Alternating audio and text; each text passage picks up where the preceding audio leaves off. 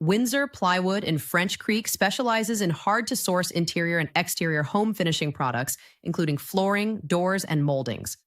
Windsor Plywood French Creek carries high-quality, responsibly sourced products and are committed to providing outstanding value and personalized one-on-one service to all of our customers, regardless of the type or size of your project. Windsor can help you bring your vision to life from start to finish.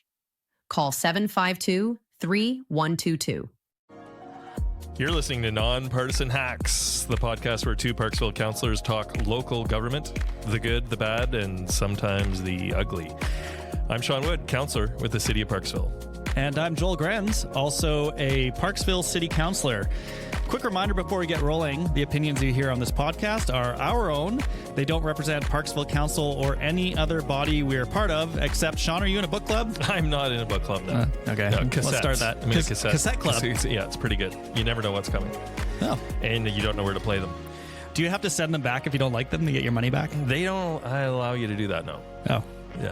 I think it's a gimmick. I think I was in that and the CD club back in the day. I was in a CD club. And today's a milestone, episode 10, Joel Grenz. What do you think about episode 10? What have we learned so far? I think we've learned some stuff. We've had the chance to speak to some people who know a lot more about a lot of this stuff than we do, which is part of the reason we started this podcast, was to be able to learn. Absolutely. What I really enjoy so far is people coming up to us who we haven't talked about the podcast much, and they're like, hey, I'm listening to that and I really, really like it. And I don't know, it's just a nice feeling that people are enjoying learning stuff from the little podcast that we have. I'm excited if people get at least a little bit excited about local government because, as we spoke about in our first episode, one of the goals of our podcast is to get people more literate in local government because it is a pretty critical place where decisions get made that affect our lives. We're the front lines. You can go to your council meeting or your regional district meeting every couple of weeks. You can talk to the people who sit around the table.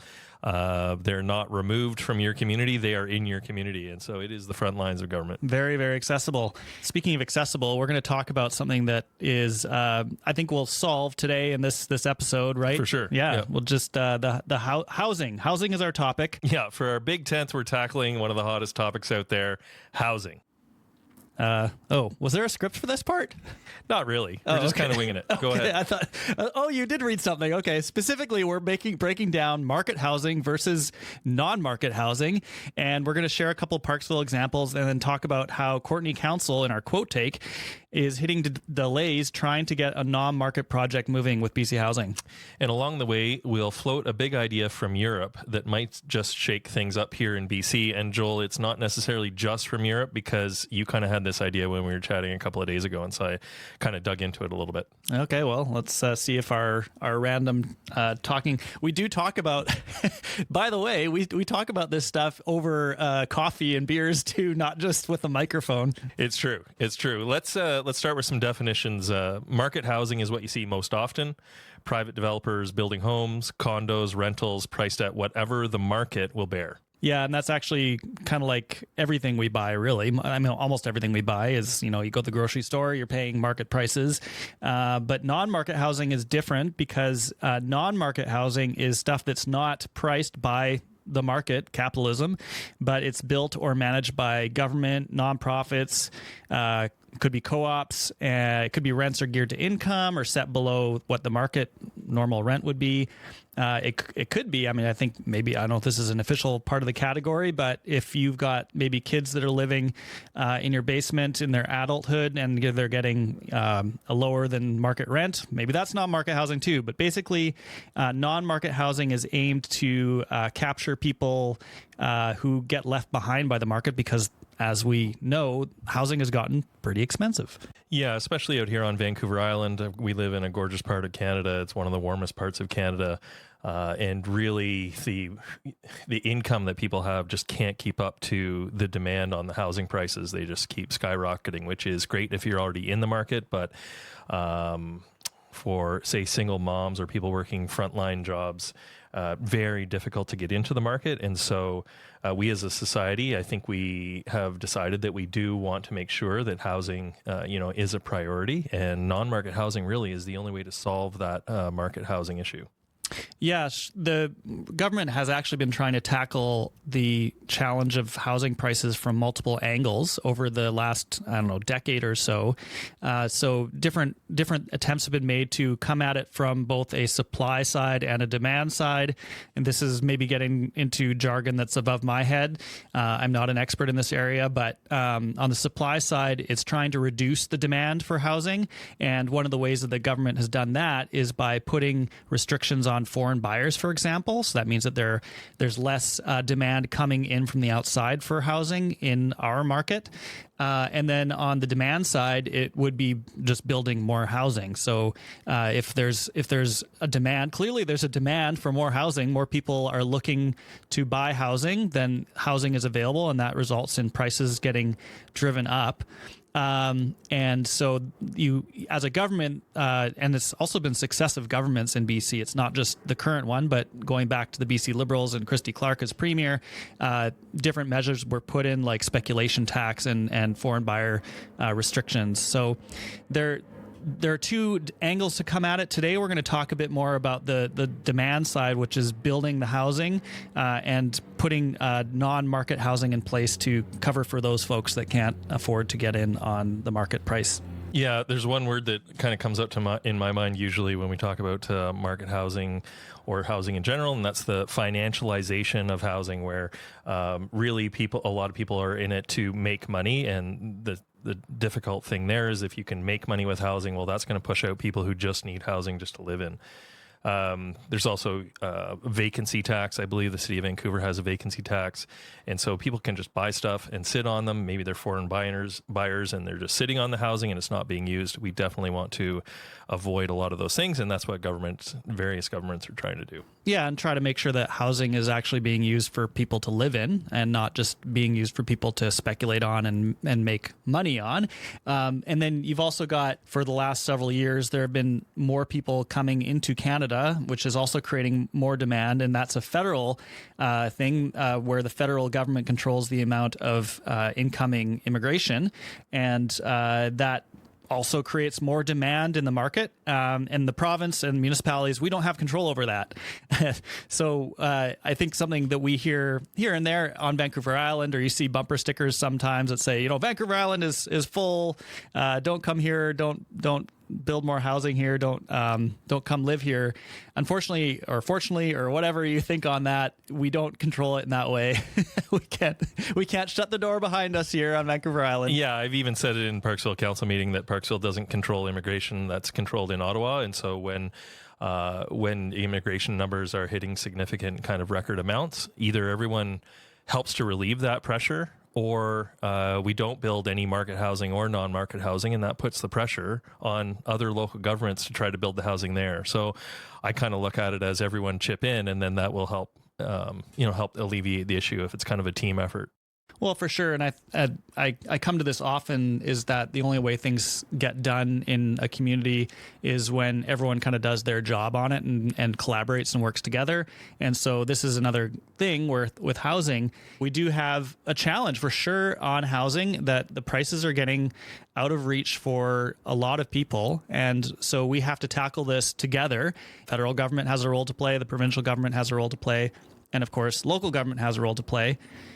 Should we maybe make this a little more tangible to speak to like a recent example in the city of Parksville that you and I have worked on, Sean, picking up the baton from the previous council of the workforce housing project? Yeah, the Lions Workforce Housing Project. That's one of the, it's all about affordable rentals for people working locally, even though it's run by the Lions Housing Society.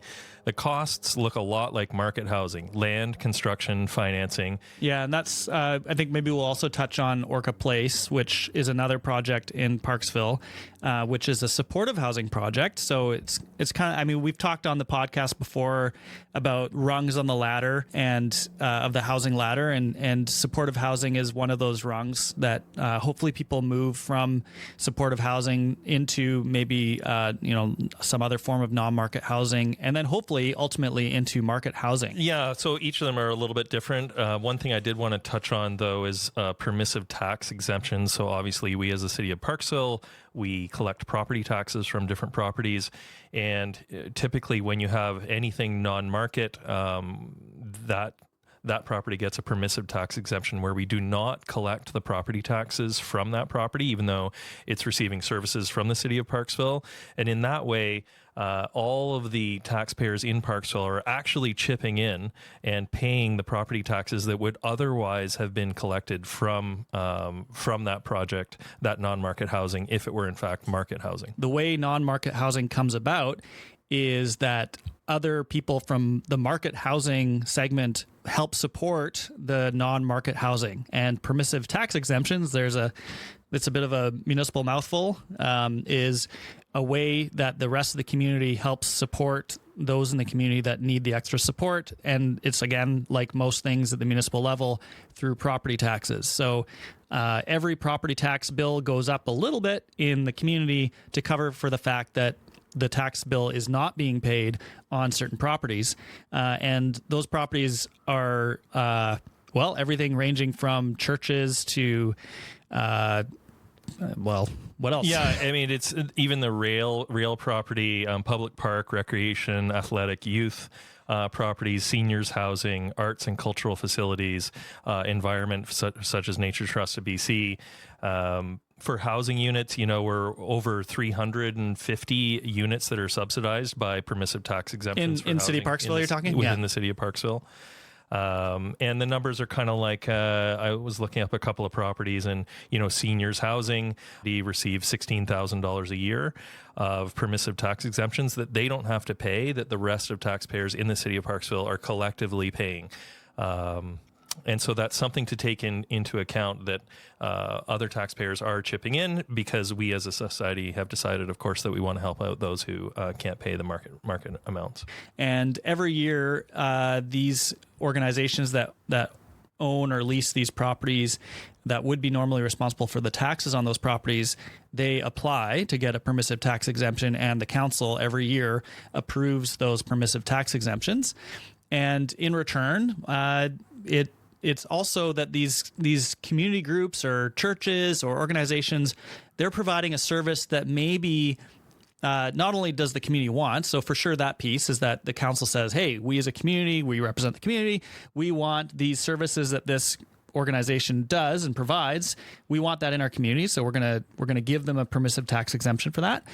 And it may also be that some of these organizations are providing a service that otherwise the city would provide.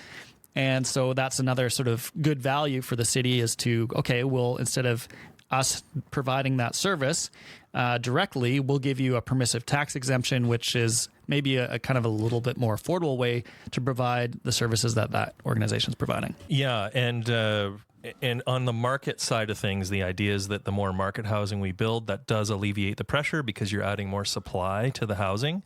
And ideally, if there's enough vacancy in the market housing, then those prices ideally should come down. Tricky when you live in what I like to call the Hawaii of Canada, here on Vancouver Island. Tofino, Whistler, these are places that people would love to live, and I don't know if we'll ever catch up on the vacancy side of things, just because there's a lot of people who want to retire here, and there's a lot of pressure on the market here. But we're still doing more than our part to build market housing as well, to try to add some market supply. And we do get a lot of pushback on building market housing, but we even got some pushback for non-market housing at the Lions project as well. There was a public hearing, and we heard a lot of people who lived nearby that they didn't even they wanted non-market housing, but not near where their homes are. And that kind of talks to a little bit of the stigmatization with non-market housing that the Vienna model that we might chat about in a little bit, that might help alleviate. Speaking of how the market works, I mean, I think people are familiar generally with that, but I'm just going to do a little bit of a walkthrough. If you look at for example, putting your basement suite for rent, what's the first thing you do when you're doing that? Is you're going to look and see what are the comps out there, what are the comparables. If I go on, Facebook Marketplace or Craigslist or whatever the flavor of the day is for finding those things, is what are other people charging for a similar thing? So that is the market price. You do the same thing if you're going to list a used, couch or something. Is like, well, what are couches going for on Facebook Marketplace right now?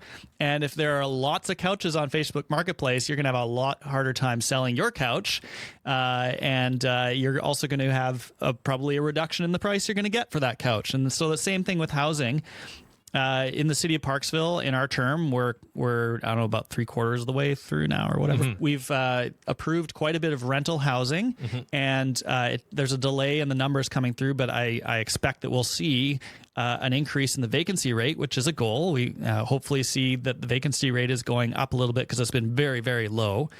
And when that happens, then landlords they would have to reduce their rent or offer incentives or that sort of thing in order to rent out their places, which I've seen actually. I got a thing in the mail for promoting rental units in a building that we approved, like 2 years ago, and they're just about done.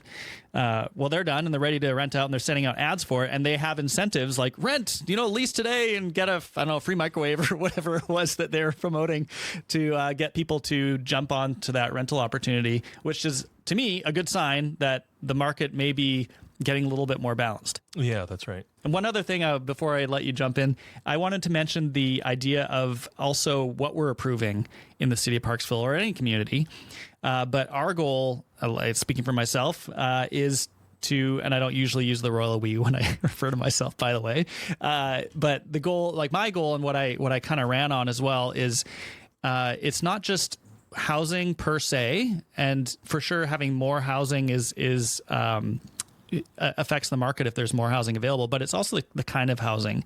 And so you want to have a range of housing. Getting back to that ladder thing, is you can't just have all rental apartments or all townhomes. You need to have a mixture and a range and a diversity of housing options on that ladder so that people can move within the community up and down the ladder as their lifestyle or income or all these factors change. You have kids, maybe you need a bigger place. Kids move out, smaller place. So we need to have that diversity of housing so that we can have a healthy, balanced community. And the same thing is the case with non-market versus market housing, because the people who have the market housing are ultimately helping pay for the non-market housing. You can't just have a whole town or city full of non-market housing because you just wouldn't have the tax base to support that. Yeah, and Parksville Council in our term, we haven't turned down any non-market housing. We have turned down a couple of market housing developments. But for the most part, we have approved a lot of market housing that has come to us, and we've approved 100% of the non-market housing that has come before us. If we owned more land as a city of Parksville, that's one way that we could, donate or lease that land for $1, for instance, to a non-market housing society. Which still costs, that's another form of subsidy, because the cost of that land doesn't come for free. Mm-hmm. And so you still have people who are paying property taxes subsidizing that, whether it's through a land purchase by the city of Parksville or whether it's by permissive tax exemptions. One way or another, the market housing, or both, one way or another, the market housing is paying for the non-market housing. Yeah, exactly. And that also speaks a little bit to the capital cost of building the thing and the operating cost of running the thing.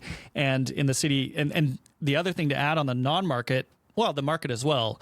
A lot of this stuff happens when someone decides that they're going to take the initiative and bring a project forward.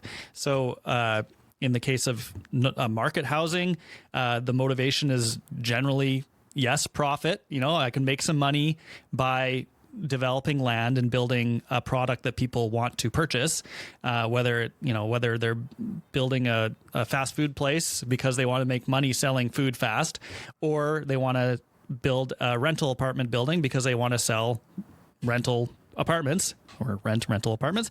And the same as with non-market housing, you need some organization or initiator. And so Sean dropped the word Lions Housing. Lions is a nonprofit society in our community that is made up of volunteers that will bring forward initiatives to build non-market housing. That's right. We can kind of go into our quote take from here by speaking about how BC Housing, as a kind of a department in the provincial government, actually is taking on the task of building the housing itself instead of a private developer building the housing. And Courtenay is going through the process of working with BC Housing to get housing built up there. And I quote, quote. Okay, yeah. So Sean's kind of set this up a little bit. So I think we'll roll the proverbial tape on Courtenay Council meeting. This is Councillor Wendy Morin, I think is the name. That's correct. Yeah, it's Wendy. Yeah, and we've met Wendy, I think most recently in Ottawa for FCM. I think so, yeah. So throwback to our FCM episode where we actually don't mention Wendy, but we did talk to her when we were at FCM. So she's here making comments to a BC Housing representative who has brought a delegation to the council to speak to a specific project that was approved by the Courtenay Council, and now they're getting an update. And the timeline for this project is... Yeah, I mean, Mayor and Council are very surprised at how delayed this project is. And so BC Housing has just presented to Council, and they presented dates that are really frustrating for the Council, because Council has been out there in the community saying, hey, this is going to open in, say, fall of 2025. And now BC Housing has presented, and maybe late 2026, 2027 is when BC Housing is saying it's going to open. And so the pressure is really on local government, and we know some councillors and we know the mayor up there, and they want to do the best for their community. Mm-hmm. And so when you kind of go into a deal with BC Housing and you're assuming that things are going along the right timelines that you've been telling the community, and then you're surprised by the presentation, this is what has just happened. And now we can hear what Wendy has to say. All right, here we go. Also, my understanding is that our staff have absolutely fast-tracked this project, and maybe staff could even give me a nod that we've done everything in our power to make this happen as quickly as possible. The bottom line is we're the ones that get it. It's not the province. It doesn't matter how many times we say the province is responsible for housing. We are the ones that get the brunt of it. It's not acceptable. It's not acceptable. The junction went up in 18 months is my recollection. I'm not quite sure why this is different. It's just beyond frustrating. It's heartbreaking. It's heartbreaking to once again go to the community and say, this is not happening for another, 2 years. I mean, we can't do it. That this is unacceptable, and we need to do whatever we need to do to fast track this 2027 date. All right. It just can't happen. It has to be sooner than that. Okay. Well, there we go. And so this is, you can hear the frustration in Wendy's voice up there. And, obviously we're not going to play the entire meeting, but there was frustration around the table. And I kind of wanted to be able to use this as a bit of a launch pad for the Vienna model that we were digging around in, Joel. And so when government does things, it's often not fast, and it's often not that efficient. And you and I are elected to government, and so we kind of have an inside knowledge of this. There's great staff at the City of Parksville and down in the province in Victoria and up in Courtenay, but often it's not as efficient as the private market, because that's just what business does. Is it tries to kind of, I always imagine, water flowing down a river. If you put a rock in the middle of the river, well, the water's going to find a way around the rock, and that's kind of what business does, is find the most efficient way to kind of flow down.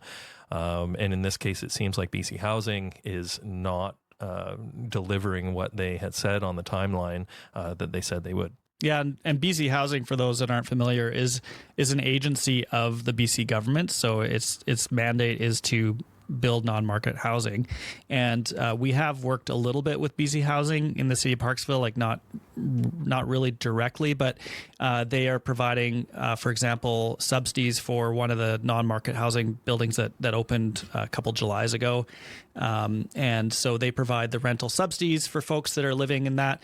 And in the case of another property in our community called Orca Place, which is a supportive housing project. They also provide the funding that pays the operator of that facility, and so the actual operations of the facility is by a nonprofit organization, and they do the day-to-day operation, and they get money from BC Housing.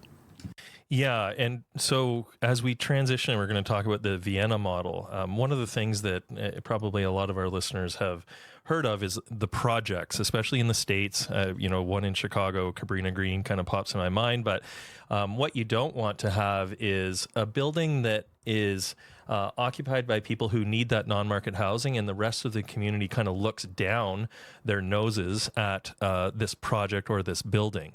And when you build non-market housing in chunks where the entire building is non-market, you do get some of that stigmatization, which we've seen at a public hearing when we're going to build Lions. We're looking at approving the Lions non-market housing near another neighborhood, and the neighborhood came out, and a lot of them didn't want it near there. Even though there will probably be no problems with it when it is finally built.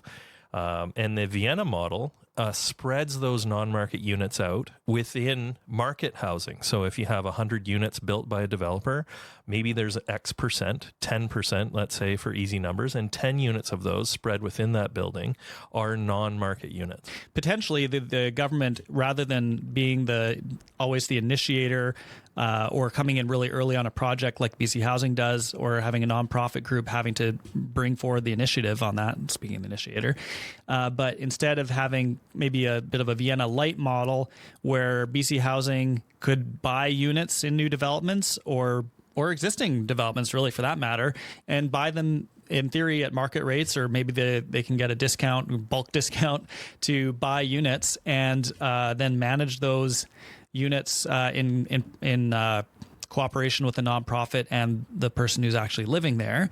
And that allows for a much more rapid scale up of the non-market housing that we need, but also means that it doesn't involve having to actually build it as much. It's that then the developers just do what they do best, which is build the housing. They know how to go through all the processes on that, and they know how to also profit from doing that. And then they can actually just sell directly to BC Housing or the entity, and then that unit is just mixed in with the other housing. You've got people of different income levels and need living within the building. This is obviously only going to work with certain rungs of the ladder. Some of those rungs that require more support, those wouldn't apply there.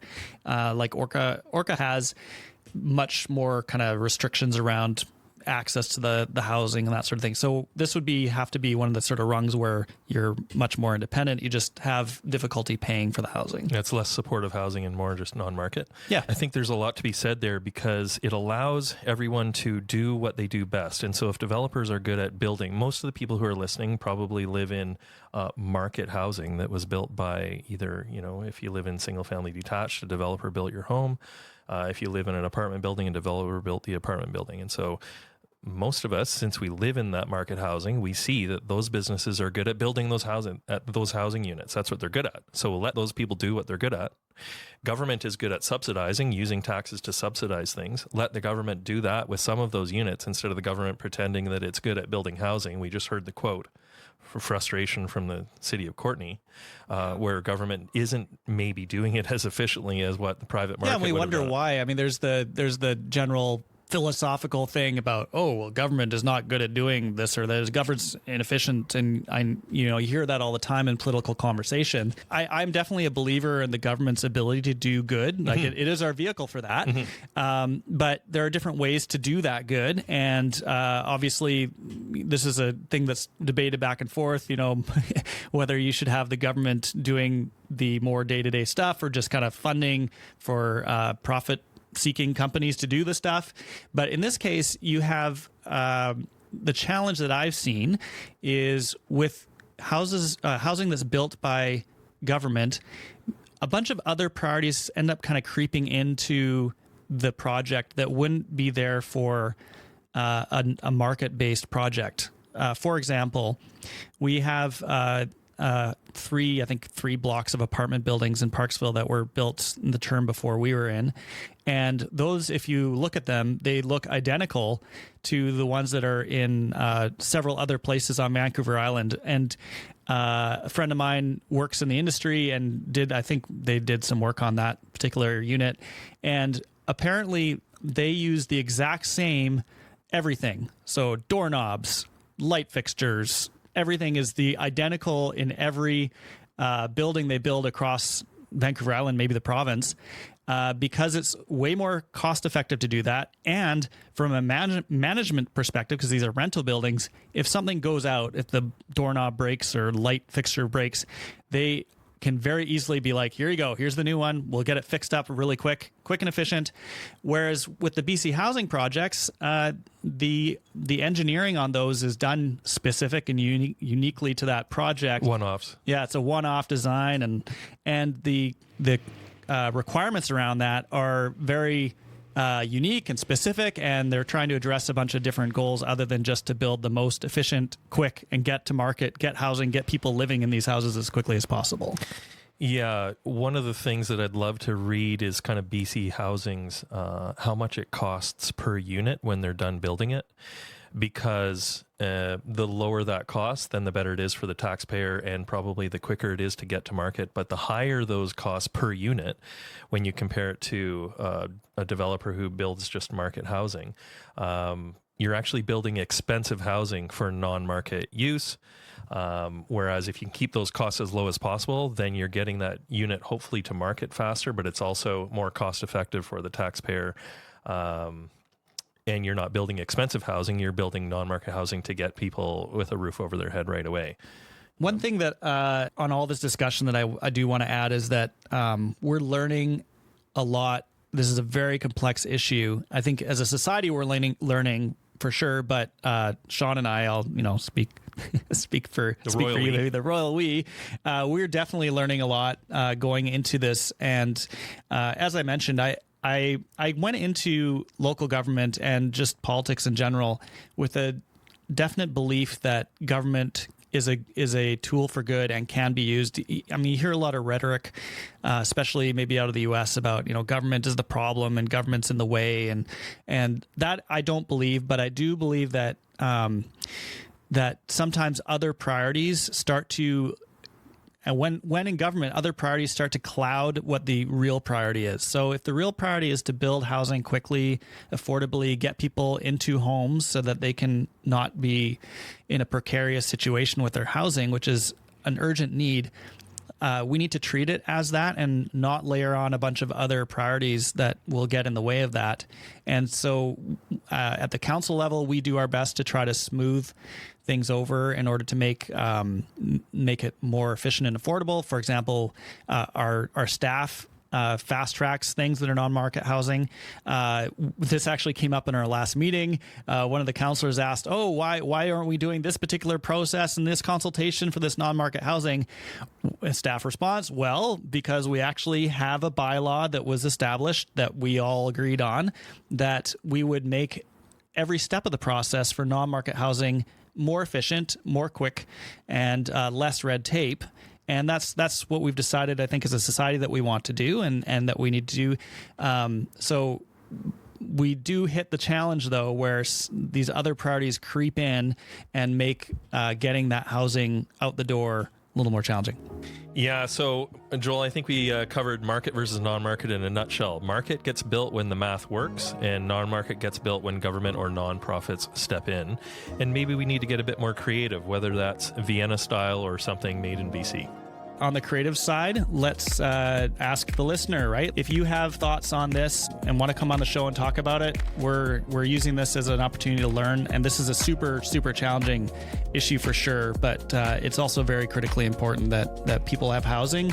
It just cascades down to so many other things. If you have so much of your money going towards housing, then it also puts you in a precarious position around, food security and any number of things and the societal challenges that come with all that. So I think, with that, we'll wrap it up on this episode of Non-Partisan Hacks. And hey, if you're listening on nonpartisanhacks.com right now, consider subscribing on Apple Podcasts, Spotify, or Substack so you get notified when the next episode drops. Or Sign up to get new episodes straight into your inbox at nonpartisanhacks.com/subscribe. That's episode 10. Thanks so much for sticking with us this far. Until next time. Yeah, really appreciate it, by the way. Thank you for the folks that have reached out and thanked us for what we're doing here. Really appreciate the encouragement and welcome you to come on and talk about these issues so we can, all get a little bit more familiar with what local government can do and how we can have a better place to live. Thanks so much. Take care of yourself and your community. Much appreciated. Thanks for listening.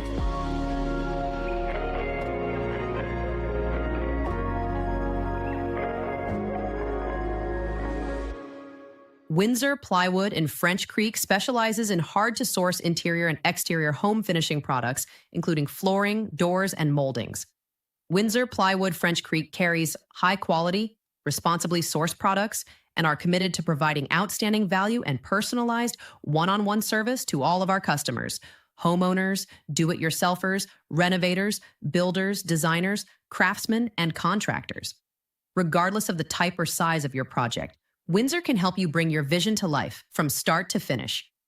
Let Windsor Plywood in French Creek help you with your renovation, new build, or building project. Call 752-3122.